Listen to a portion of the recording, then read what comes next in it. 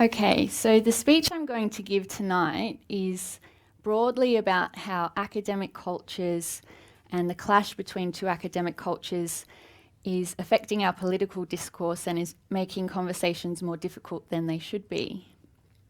In this speech, I'm going to draw on the work of a Californian psychiatrist called Scott Alexander, who developed a model of the conflict versus mistake approach to politics. And I'm also going to draw on the work of two moral sociologists called Bradley Campbell and Jason Manning, who wrote The Rise of Victimhood Culture, which has been released this year. So I'm going to use two shorthand terms that Alexander has used to describe different explanatory styles. By explanatory style, I mean the way we explain social phenomena and the way these explanations influence how we think about politics. Alexander identifies two key explanatory styles that are crucial for understanding contemporary political discourse. The first is that of a mistake theorist. A mistake theorist, according to Alexander, is someone who believes that political problems arise because there is a mistake or an error in the system. To the mistake theorist, social phenomena arise from an interplay of many different variables. To understand social phenomena, we must undertake an in-depth analysis to work out what is really going on and how to fix it. Mistake theorists view politics like science or engineering, like a mechanic looking at a car. The second explanatory style is that of the conflict theorist. A conflict theorist sees the world as being comprised of oppressor classes and oppressed classes. Powerful groups systematically exploit disadvantaged groups. Any unequal distribution of resources or any unequal outcomes is seen as evidence of one group exploiting another. The conflict theorist views politics as war. The mistake theorist values debate, open inquiry, and free speech. There is an understanding here that we all bring different skill sets and knowledge to the table, and we want to be able to get together to learn from each other to harness our collective insights. Because free speech allows us to search for the truth and uncover our mistakes, for the mistake theorist, free speech is sacrosanct. Conflict theorists, in contrast, are not persuaded by the need for debate. They may view debate as being a distraction, a delaying tactic, an attempt to proliferate ideas that are harmful to the disadvantaged. To the modern conflict theorist, protecting the disadvantaged or the vulnerable is sacrosanct. The moral sociologists Campbell and Manning have theorised that within this worldview, a moral hierarchy is set up according to one's status as being a member of an oppressed group. Members of less powerful groups are imbued with a special moral status. Due to this special moral status, members of this less powerful group must be fiercely protected. Any criticism is described as victim blaming. It's not just left-wingers who use conflict theory and political rhetoric. You can see here that the language of oppression comes into Marine Le Pen's description of immigration threatening the survival of the French people. The threat is organised, it's coming from a powerful class of elites. The right-wing version of conflict theory blames bankers, globalists, technocratic elites for exploiting the ordinary people. The left-wing version blames white people, straight people, men of any race, now increasingly cis people, that is, people who identify with the gender that they were born with. The conflict theorist, as I said before, sets up a moral hierarchy. Any criticism is victim blaming. But to the mistake theorist, there is no moral hierarchy. People possess equal moral worth. A member of an oppressor group is deserving of the same process and method as a member of an oppressed group. So to a mistake theorist, process and method are essential. A mistake theorist is likely to advocate for principles such as the presumption of innocence, procedural fairness, due process. Mistake theorists are therefore suspicious of passion and emotion when it comes to answering complex political problems. The book that most represents this attitude to me is this book by the Yale psychologist Paul Bloom. His book Against Empathy argues that empathy leads to irrational decision-making, and that a cool, detached, more statistical approach leads us to fairer and more moral, that is utilitarian to him, outcomes. So this is the apotheosis of the mistake theorist's worldview. By contrast, the conflict theorist is suspicious of methodological purity and the cool rationality that process demands. Hot emotions are seen as assets, not weaknesses. To get anything done in the political sphere, the conflict theorist views spirit and passion as being the most important component.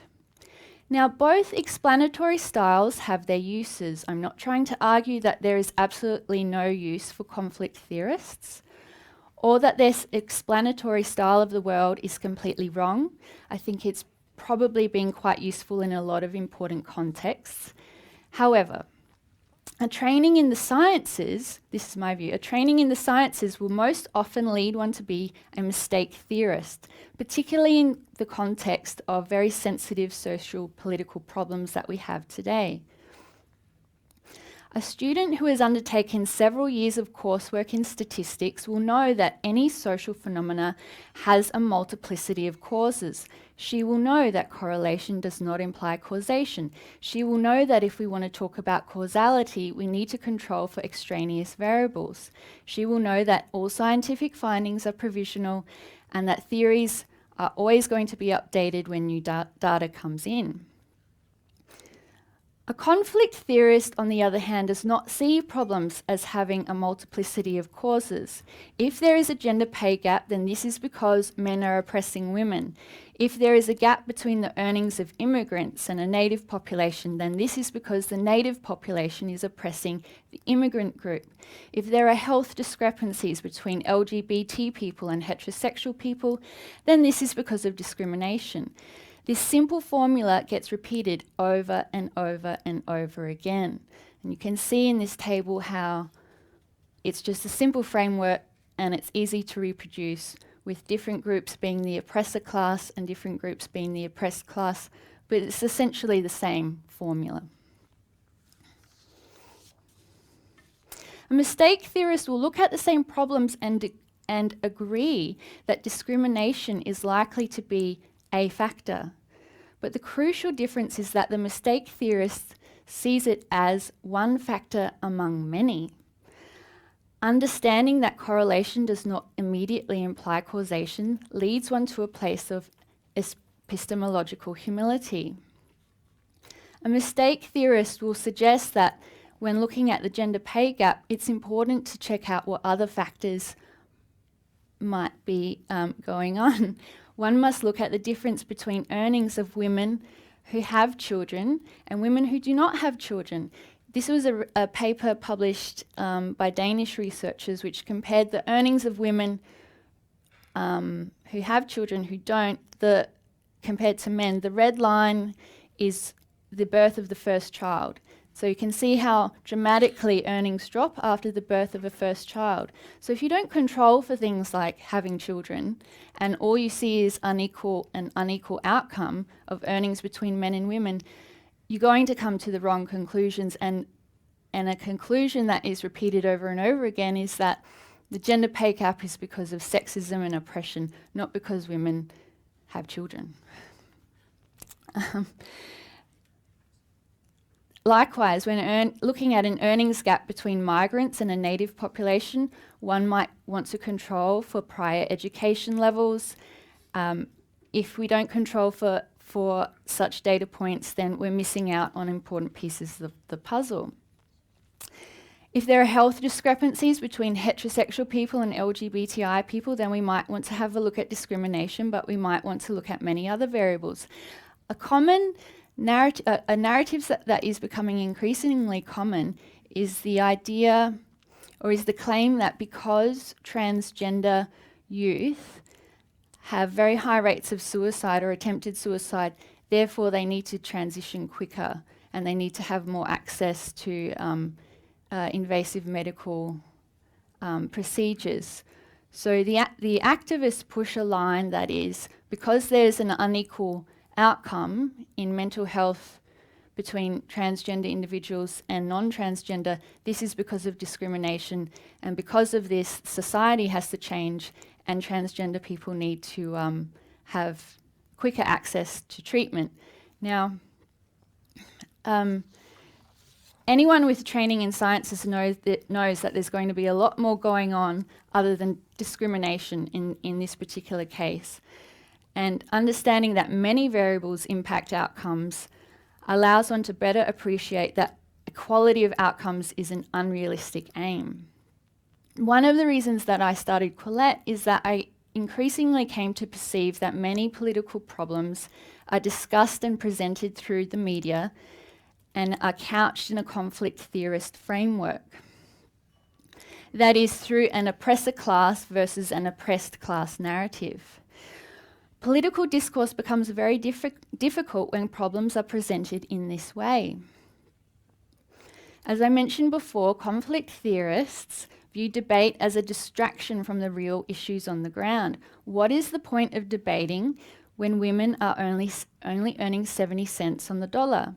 Why conduct another study into the impact of immigration on the local economy when people are escaping persecution and are simply trying to find a better life?